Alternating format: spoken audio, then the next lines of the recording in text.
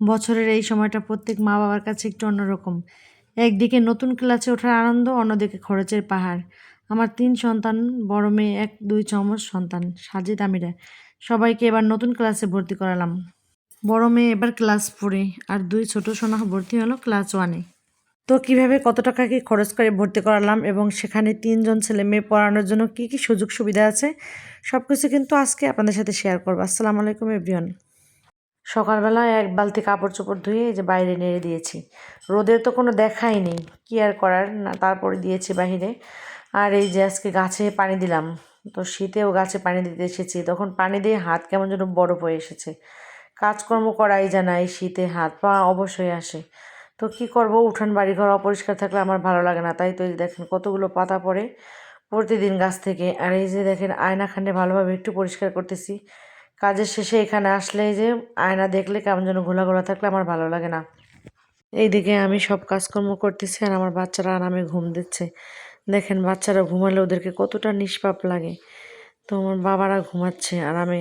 আর এই যে লাগেজটাকে ধুয়ে মুছে সুন্দর করে এই যে আমি উঠিয়ে রাখবো, যেহেতু আবার বছর শেষে বেড়ানো হবে, এখন আর যাওয়া হবে না কোথাও।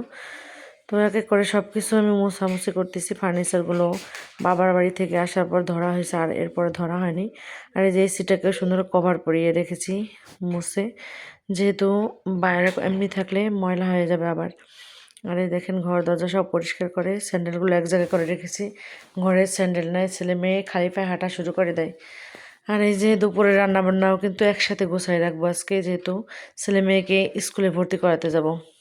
আজকে কাজকর্ম করে হাঁপিয়ে গেছি। এমন সময় আমার ননদ পাঠিয়েছে এই যে কচুরমুখীর খাটা তেঁতুল দিয়ে রান্না করে পাঠিয়েছে। দেখেন সকালবেলা, সকালে গরম গরম। তো এখন আমি এটা খাবো। তো এটা কিন্তু গরম গরম খেতেই ভালো লাগে, ঠান্ডা হয়ে গেলে কিন্তু একদমই ভালো লাগবে না। আর এইদিকে এই যে ঘরের যত শুকনা ময়লা এই ডাস্টবিনে ফেলাই, এটা কিন্তু পৌরসভা থেকে দিয়েছে। আর এই যে যত তরকারি কাটা কোটার ময়লা এখানে ফেলাই। তো এখানে যে ফেলাইয়ে পরিষ্কার করে নিয়ে যাব। আর এদিকে সব কিছু খাইয়ে দিয়ে বাচ্চাকে পরিষ্কার করে সমস্ত বাড়িঘর, আর এই যে চলে যাচ্ছে এখন ছেলে মেয়েদেরকে স্কুলে ভর্তি করাবো 3 জনকে। ছেলে মেয়েকে ভালো স্কুলে পড়াশোনা করানো এখনকার সময় বেশ ব্যয় সাপেক্ষ। এবারও তো আর ব্যতিক্রম হয়নি। তো ভর্তি ফি, তারপরে সেশন চার্জ, আনুষঙ্গিক সব মিলিয়ে বেশ মোটা অঙ্কের টাকা কিন্তু খরচ হয়েছে এবারও। যদিও আজকে আমার ব্যাগটা খালি হয়েছে, কিন্তু সন্তানদের কাছে সুখের কাছে এই খরচ কিছুই না। আমি এবং তার প্রবাসী বাবা আমরা দুজনেই চাই যে আমার সন্তানরা যেন একটা সুন্দর পরিবেশে বড় হতে পারে।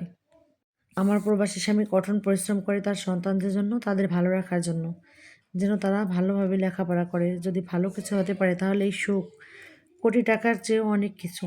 এই স্কুলে প্রথমে যতটা ভর্তির সময় বেতনটা নেওয়া হয়, পরবর্তীতে কিন্তু মাসের যে বেতনটা সেটা কিন্তু কমই নেওয়া হয়, এবং পরীক্ষার ফিও কিন্তু তুলনামূলকভাবে অন্যান্য স্কুলের চেয়ে কম নেওয়া হয়। তাছাড়া আরও সুবিধা রয়েছে। আমাদের মতো যাদের বাচ্চা ৩টা এই স্কুলে পড়ে, তাদের একটা বাচ্চাকে কিন্তু ফ্রি পড়ানো হয় এইখানে। তো আমার একটা বাচ্চাও কিন্তু এই স্কুলে ফ্রি পড়ানো হয়। তবে স্কুলটা কিন্তু অনেক বড়, দেখেন এই মাথা থেকে ওই মাথা পর্যন্ত। আর ওই যে টিনের যে ঘরটা দেখতে পাচ্ছেন ওইখানেও কিন্তু শ্রেণীকক্ষ আছে, ওখানে বাচ্চাদের পড়ানো হয়, প্লে শিশু। আর এই যে মাঠটাও কিন্তু বেশ বড়। আর দেখেন কত সুন্দর ফুল গাছ লাগানো আছে। আর আমার বাচ্চা তো দেখেন কবুতর দেখে তো ধরবেই।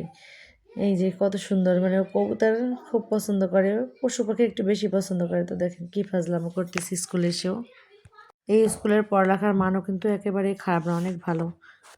আগামী 1 তারিখে স্কুল খুলবে আর 1 তারিখে কিন্তু বই দিবে।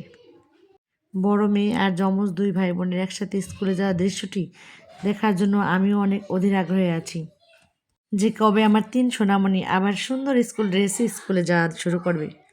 ওর বাবার দোয়া আর আমার পরিশ্রম যেন সার্থক হয়। সবাই আমার সন্তানদের জন্য দোয়া করবেন, ওরা যেন মানুষের মতো মানুষ হতে পারে। প্রবাসে থাকা সব বাবারা যেন সুস্থ থাকে, যারা দূরে থেকেও আমাদের আগলে রাখে। আর এই যে আরও নতুন একটা ক্ষেত করছি, তো এখানে আরও কী কী লাগাই সেগুলো পরবর্তী ভিডিওতে শেয়ার করা হবে। আর দেখেন এই যে ডিজিটাল যুগে ফুফু খেলতেছে ভাইয়ের ছেলে মেয়েদের সাথে কার্ড, বুঝেন কেমন ফুফু ডিজিটাল। আর আমার দর্শক বন্ধুরা, আমার চ্যানেলটি যারা দেখছেন যে যেখান থেকে, অবশ্যই আমার চ্যানেলটাকে একটু সাবস্ক্রাইব করবেন আর লাইক কমেন্ট করতে কিন্তু একদমই ভুলবেন না।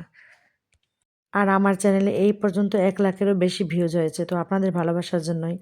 আশা করি সামনে আরও ভালোবাসা দিয়ে আমার পাশে থাকবেন সবাই। আর আজকে আমি সন্ধ্যার নাস্তায় বানিয়েছি লাচ্ছা সেমাই দেখেন। তো আমার বাচ্চারা লাচ্ছা সেমাই কিন্তু খুবই পছন্দ করে। আর আমার কাছে মনে হয় কি এই সেমাই রান্নাটা খুবই সহজ। আর যেহেতু আমার ননদ এসেছে আমাদের বাসায়, আমার হাতের সেমাই কিন্তু আমার ননদ অনেক পছন্দ করে। কম চিনি দিয়ে আমি রান্না করি, বেশি চিনি দিয়ে রান্না করতে আমার ভালো লাগে না। আর বেশি মিষ্টি হলে কেমন যেন সেমাইটা খেতে ভালো লাগে না। আর এই যে গরম, গরম আমার বাচ্চাদেরকে দিছি এখন খাবে। তো শীতের রাত যেহেতু গরম, গরম পরিবেশন করলে ভালো লাগবে। আর এইদিকে দেখেন আমার মেয়েটার মন খারাপ, পড়তে বসেছে। তো সামনে যাতে ভালোভাবে করতে পারে সেই চিন্তাই করতেছে। কথা দিয়েছে যে সামনে কোনো প্লেসে থাকবে। এবার অনেক আশা ছিল, ওর তো পারে নাই। তো সবাই দোয়া করবেন ওর জন্য, সামনের জন্য ভালো রেজাল্ট করতে পারে। আল্লাহ হাফেজ।